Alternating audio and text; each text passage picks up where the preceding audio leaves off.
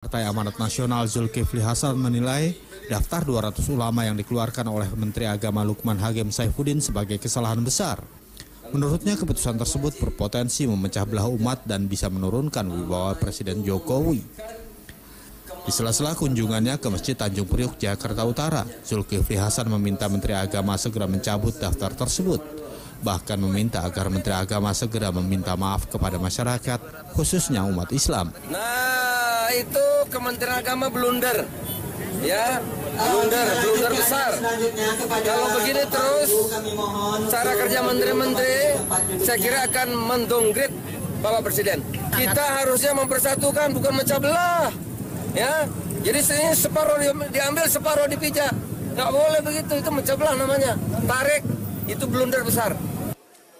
Kritik senada juga dikeluarkan oleh Ketua Umum Partai Bulan Bintang Yusril Iza Mahendra.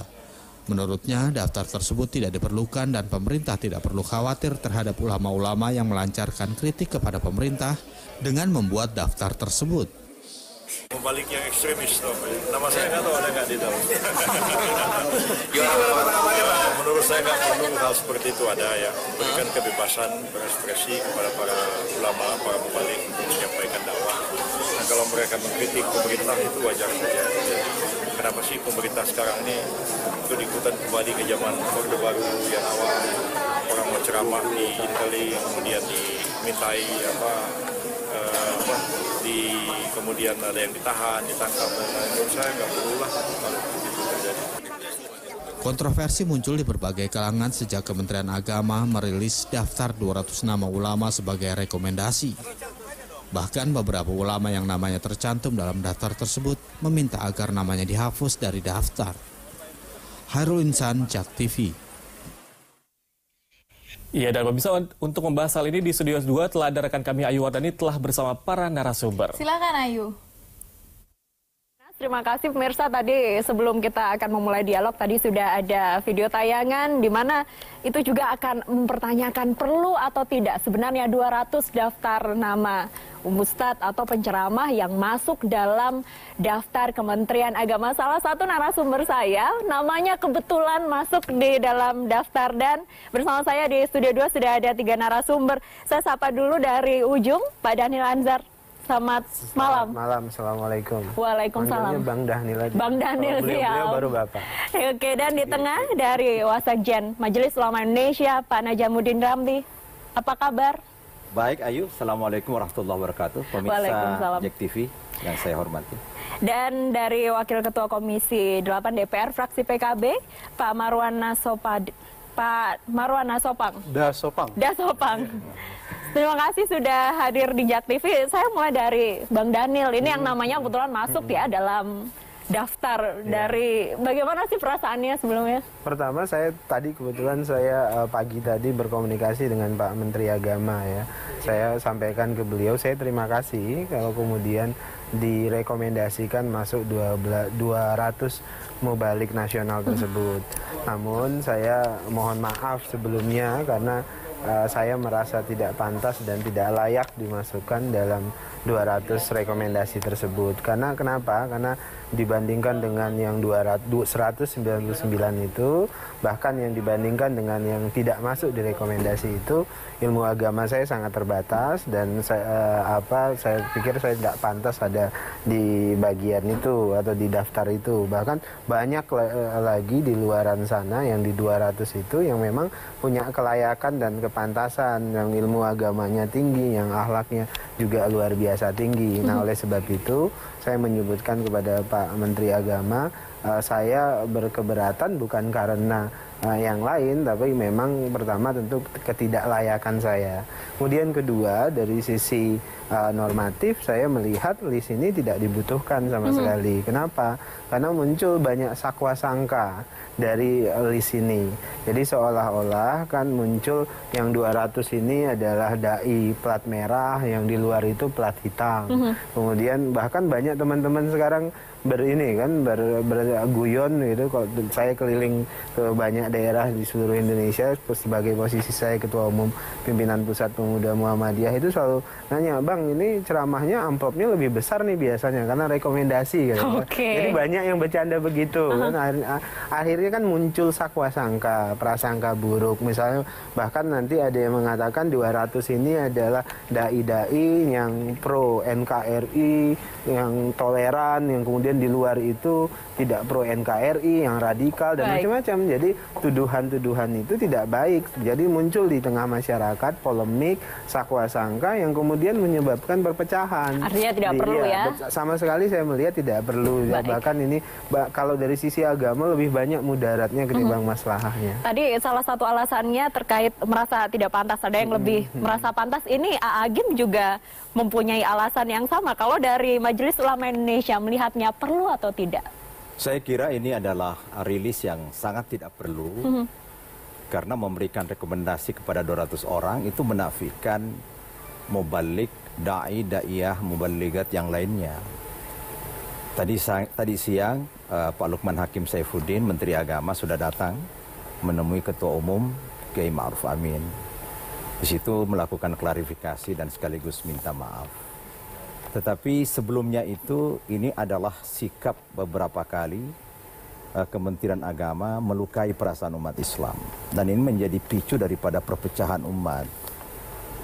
Kalau toh dia mengatakan ini merespon permintaan masjid di Jakarta, seperti Istiqlal, kemudian Al-Azhar, kemudian masjid-masjid besar lainnya, ya cukup direspon oleh Kandepak Agama saja, tak perlu Menteri Agama. Kalau Islam digitukan, dia Menteri Agama, harusnya juga pendeta, pastor juga harus ada rilisnya. Baik. Mana yang boleh ceramah di gereja dan mana yang tidak boleh, seperti kami. Kalau dalam Islam itu SK-nya dari Allah. Wal takum minkum ummatun yad'una ilal khairi wa ya'muruna bil ma'ruf wa yanhauna 'anil munkar wa ulaika humul muflihun. Itu Ali Imran 103, itu SK langsung dari Allah. Ya, 104. Kemudian ada hadis Rasulullah, belighu anni walau ayah, sampaikan kepada siapapun walaupun satu ayat. Saya kira Menteri Agama juga tahu itu. Kalau dikanalisasi seperti ini tidak ada pekerjaan Kementerian Agama ini. Di samping hanya mengurus haji, mengurus pelarangan-pelarangan begini. Mana pembinaannya kepada umat Islam? Harusnya anggaran Kementerian Agama itu ditingkatkan dan juga dioptimalkan untuk deradikalisasi bagi kelompok-kelompok teman-teman kita yang memiliki paham-paham ekstrim, paham-paham yang justru berbahaya. Itu pekerjaannya. Dari pertemuan yang sudah dilakukan bersama Ketua MUI, solusi apa yang dijanjikan oleh Kementerian Agama? Ya saya kira dihentikan ini. Ya kan masih banyak pekerjaan lain, membenahi manajemen dan pengelolaan haji, kemudian bagaimana menata mubalik juga. Bila perlu mubalik ini dilatih, bukan dikeluarkan rilis. Kapan Menteri Agama melatih para da'i, para da'iyah, melakukan diklat untuk meningkatkan mutu pendekatan dakwah yang efektif, yang santun, yang harmoni dan lain sebagainya? Tidak ada. Nah dengan demikian, ini cuma mencari gara-gara. Kita belum lama diharu biru dengan bom, ya. Kemudian beberapa yang diduga teroris ditembak mati, ya. Kemudian banyak berseliweran fitnah, apakah bom dan lain sebagainya ini adalah rekayasa atau tidak. Lalu tiba-tiba ujuk-ujuk Menteri Agama mengeluarkan ini semuanya. Nah dengan demikian, salah satu alasannya ini adalah mubalik-mubalik yang sudah terseleksi, lalu juga dijamin nasionalismenya. Kapan Kementerian Agama melakukan fit and proper test dan bisa mengukur rasa nasionalisme dan cinta tanah air daripada para mubalik yang 200 ini? Kapan? Ujuk-ujuk melahirkan sebuah rekomendasi. Yang saya garis bawahi tadi dikatakan barangkali ini akan segera dibubarkan. Ya saya kira sudah tidak perlu. Dan umat tidak mengikuti Menteri Agama. Baik. Jangankan itu, penetapan 1 Ramadan, 1 Syawal pun organisasi Islam lebih hebat dari Kementerian Agama. Baik, kalau daripada Kementerian Agama sendiri. Baik, kalau dari Pak Marwan pendapatnya? Jadi begini, tidak sekedar tidak perlu ya, tapi ini berbahaya. Kenapa berbahaya? Satu, di kalangan umat Islam sendiri ini menjadi curiga-mencurigai. yang masuk daftar dan yang tidak masuk daftar. Ada pertanyaan, kenapa? Ada pertanyaan, kenapa? Kalau itu yang terjadi, itu namanya memecah belah. Oke. Yang kedua, di luar umat Islam, daftar yang tidak masuk rilis, lah dicurigai 1, 2, 3. Waduh, ini berbahaya. Nah, pertanyaan kami di Komisi 8 ya, kan ini tidak pernah dibahas. Kata Pak Najam tadi kan mestinya kalau ada program itu disampaikan di Komisi 8. Loh, tiba-tiba sudah membuat rilis. Artinya ini sama sekali tidak pernah sama sekali dibahas. tidak ada. Kita sudah mengagendakan mempertanyakan di hari Kamis nanti persoalan ini. Tapi kira-kira begini, ini kan muncul setelah ada kasus bom. Betul. Kalau itu yang menjadi latar belakang, maka ini menjadi sulit. Kenapa sulit? Ini menjadi was-was kita ini. Karena ada beberapa orang yang masuk kategori dicurigai. Bukan membantu pemerintah.